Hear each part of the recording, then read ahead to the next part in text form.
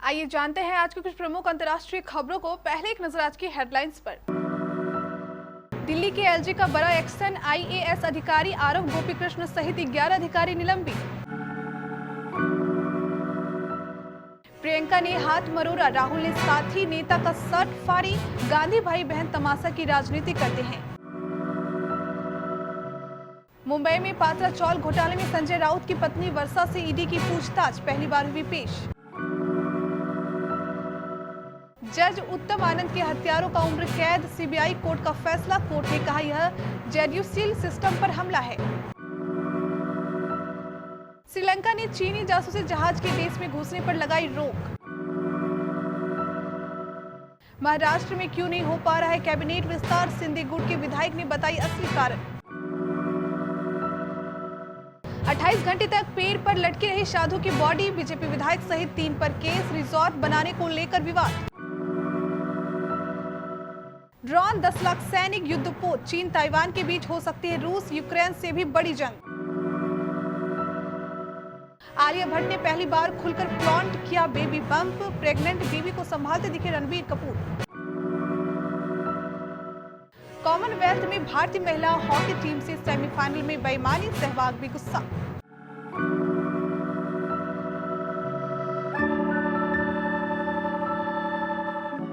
दिल्ली के उपराज्यपाल वीके सक्सेना ने आबकारी नीति को लेकर बड़ी कार्रवाई की है। उन्होंने विजिलेंस रिपोर्ट के बाद आबकारी नीति में घोटाले के आरोप में आबकारी आयुक्त आरव गोपीकृष्ण, तत्कालीन आबकारी आयुक्त दानिश आनंद कुमार तिवारी सहित 11 अधिकारियों को निलंबित कर दिया है।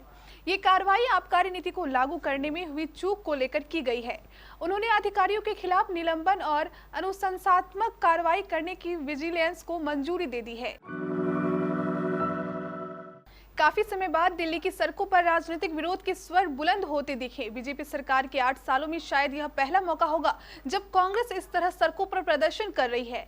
इससे पहले कांग्रेस के प्रदर्शन संसद परिसर पर होकर ही खत्म हो जाते थे, मगर बीजेपी इन प्रदर्शनों को रूट डाइवर्ट कर रही है। वहीं कांग्रेस अपने स्टैंड पर कायम है।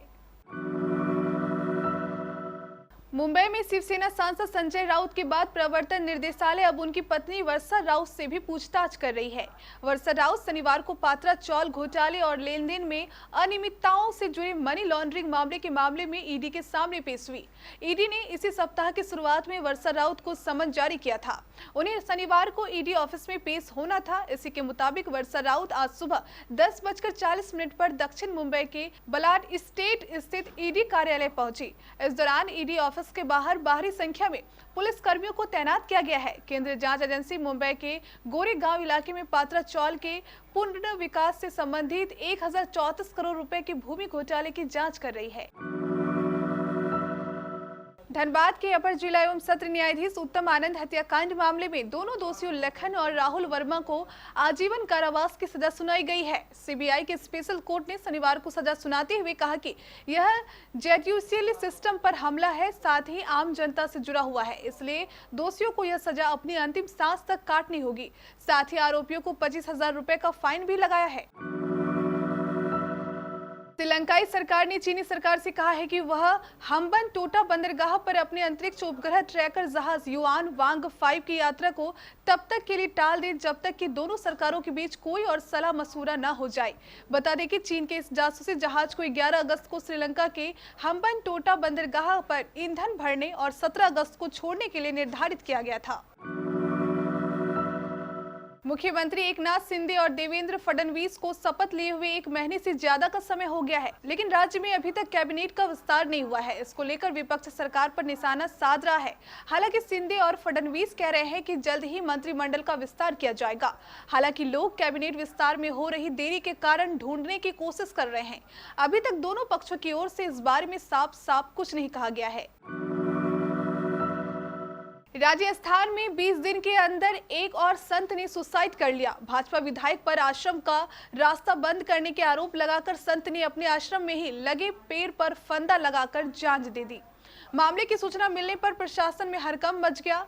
मौके पर पहुंचे अफसरों ने शव को पेड़ से उतारना चाहा, लेकिन स्थानीय लोगों के विरोध के कारण वह ऐसा नहीं कर सकते। आश्रम के साधु और ग्रामीण मांग कर रहे थे कि संत का सुसाइड नोट सार्वजनिक किया जाए। करीब 28 घंटे बाद प्रशासन ने जब उनकी शर्त मांगी, तब वे शव को उतार पाए। चीन ताइवान पर एक विनाशकारी हमला कर सकता है, जो यूक्रेन पर रूस के हमले से भी बड़ा होगा। विशेषज्ञों की यह चेतावनी डराने वाली है। सैन्य विश्लेषकों को इस बात का डर सता रहा है कि चीन हाईटेक ड्रोन, 10 लाख सैनिक युद्धपोतों और हमलावरों को ताइवान जल डमरू मध्य में भेज सकता है। यह खबर ऐसे समय में आई है जब चीन ताइवान के चारों ओर अब तक का सबसे बड़ा सैन्य अभ्यास कर रहा है, जिसने दुनिया के कुछ सबसे व्यस्त जलमार्गों को बाधित कर दिया है। अमेरिकी संसद के स्पीकर नैन्सी पेलोसी की ताइवान यात्रा के विरोध में चीन ने ये अभ्यास शुरू किए हैं।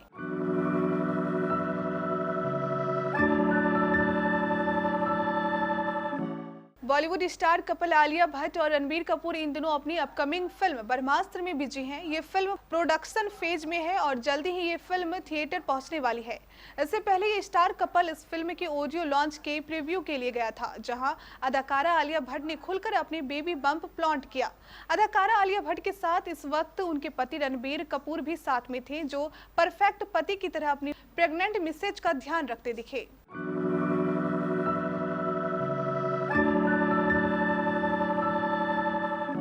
इंग्लैंड के बर्मिंघम में खेले जा रहे 22वें कॉमनवेल्थ गेम में भारतीय महिला हॉकी टीम शानदार फॉर्म में रही। वह इस दमदार खेल की बदौलत सेमीफाइनल में पहुंची, मगर यहां उसे बेईमानी का शिकार होना पड़ा, जिसका खामियाजा उसे सेमीफाइनल में हार के साथ चुकाना पड़ा। भारत और ऑस्ट्रेलिया के बीच यह मैच ड्रॉ रहा था। इसके बाद पेनल्टी शूट आउट में ऑस्ट्रेलिया ने 3-0 से मैच अपने नाम कर लिया। बस इसी पेनल्टी में भारतीय टीम के साथ बेईमानी हुई, जिसके बदौलत पूरी टीम का मनोबल टूट गया। इसकी आलोचना पूर्व भारतीय क्रिकेटर वीरेंद्र सहवाग ने भी की है।